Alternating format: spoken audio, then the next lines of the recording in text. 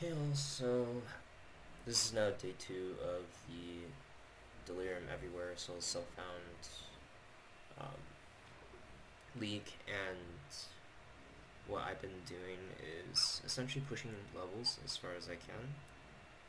I kind of hit a roadblock as far as gear progression goes, and this is a pretty common one from what I saw across like all SSF was people were stuck like right around the tier 14 uh, map area and upwards. And the problem with this is I think is the implementation. GGG decided to make most of the maps at the higher tiers above 50% delirium, so we're essentially not able to kill anything at all, which is really annoying. And so what I've been doing instead is I've been just using master missions and farming Delve for XP, which has gotten me to level 92. Which I'm okay with. I'd prefer to be a little bit higher, but I've also been a little bit busier. Nevertheless, I think what's really important to say though is that this event is come down to essentially avoiding the delirium as much as possible, which is kind of ironic considering the fact that it's the entire gimmick. I have not been lucky with cluster jewels, so I'm still running a non-cluster jewel setup. I have 3 jewel nodes I would normally not take, which is fine. But the nice thing is that I did get a Dendrobate, and it's max rolled, nearly max rolled with that as well. It's quite nice. It's 5 linked for now. I wish I could get the 6 link, but I have spent too many fusing, so I've just opted for the 5 link for now. And the rest of my gear, a couple things have changed. I was going to roll multi on these, but I couldn't hit it after a bunch of essences, so I just ran with this, which is close to being as good. The duration's really nice. I found an Iolite ring, just crafted it until I hit life and res. I need non-channeling on this, but the nice thing is that it is open prefix, and right now I just crafted prefix, so I can always craft that on, which will help a lot with mana. This I also just essence spammed, as well as just randomly spammed alterations. And eventually, I hit the damage over time multiplier, which is pretty nice. I finally got a Despair on hit ring, which is gonna allow me to not use my scuffed cast on damage taken setup. Isn't the best ring, but does the job. Also gives me some room to run a couple more support gems. And so I'll go over those really quick. I've gotten a +1 socketed AoE gems to give my Plague Bearer a bit more damage and overall plague value. I'm using AoE and Life Tap support. Realistically, Life Tap can also go on to Poisonous Concoction, but I'm actually not having as many mana problems anymore. And with the non-channeling, it will be just obsolete. I won't need to worry about it. Also through Determination here to get a bit more armor. Shield Charge setup is in there. Withering Step here. I'm using GMP Volley, Vicious Projectiles, and Unbound Ailments with PC. Unbound Elements is very important for getting Plague Bearer stacks very fast. I'm using a Calling Strike setup with Flame Dash and Ancestral. Flame Dash is kind of troll, but it's kind of what I have right now, and I don't feel like relinking, so I'll just Flame Dash and kill stuff, which is pretty cool. Same cast on damage taken setup as before, and same other auras. I'm running technically 4 defensive auras, so it's really just to give the build as much survivability as possible, because we won't get as much life out of the trees. Other pathing where you're going down here for these nodes.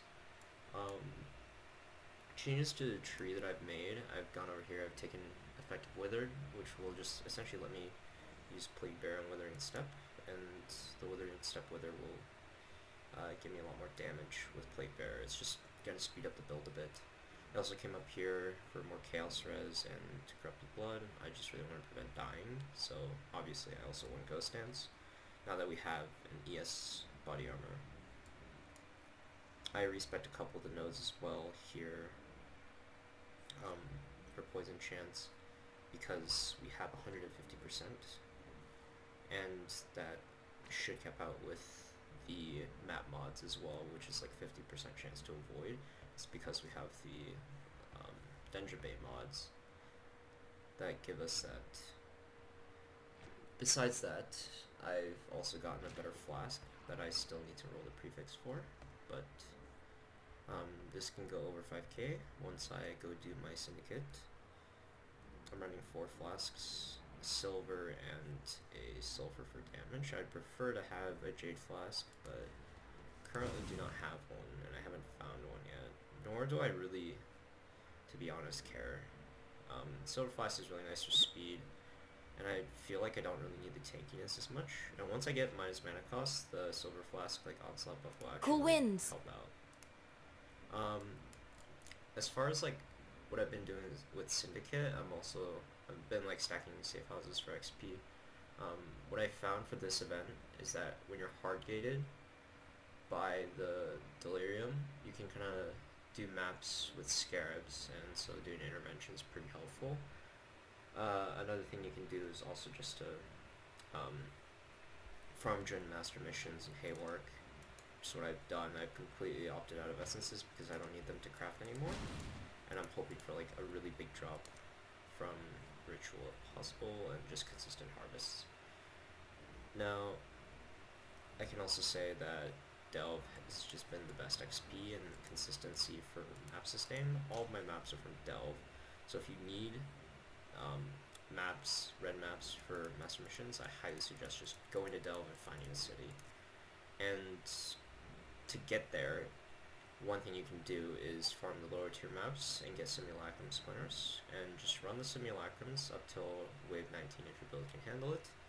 If your build can somehow handle further, go for it obviously, but that's highly unlikely in this event, unless you're playing trade and you already have like a cracked out setup, in which case go for it.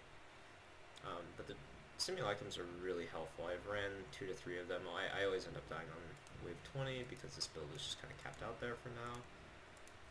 But you get a lot of mapping supplies like scarabs and chisels, what have you, and so you don't really have to worry about like the small gumball currencies, and you can really just focus on using them to get as much out of like the few good maps as possible. And that's kind of what this event has been.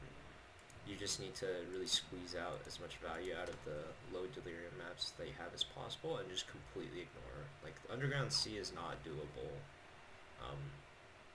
for a while. Equally so, Alleyways and like Summit are both kind of nasty.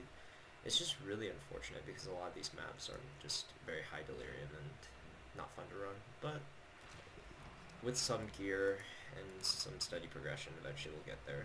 One final note I have is I did like test out Expedition, and I think you can get some decent gear out of it. One way to do it is gambling with Gwenin. So if you just like buy gear from her, sometimes it can come out corrupted, which could have decent corrupts. Sometimes it can come out influence, which is more what we're looking for. And sometimes you'll get the uniques. So like I always go for heavy belts, leather belts in case of the 2 big boys, or I just go for item bases that could work well in case they rolled like an influence. For instance, these gloves. Check out from Gwenin. And so another thing is ROG. Glad to see you. Our ROG. deal remains an I haven't really been worrying about it too Our much. deal remains an option. It's kind of difficult to find like a good item, but it can happen. You just need a lot of the currency, and currently I don't have as much. I have a lot of rerolls. Think on our deal. Definitely logbooks are a good idea if you can run them. They are very rewarding, and again, you'll get a lot of scarabs from the simulacrums if you run enough of them. So it's really a way to sort of bypass the crappy map bottleneck. But besides that, there's not really much you can do. You kind of just have to sit through the Delirium and just pray that it gets better with gear, which it should, but some builds may just not be able to handle it.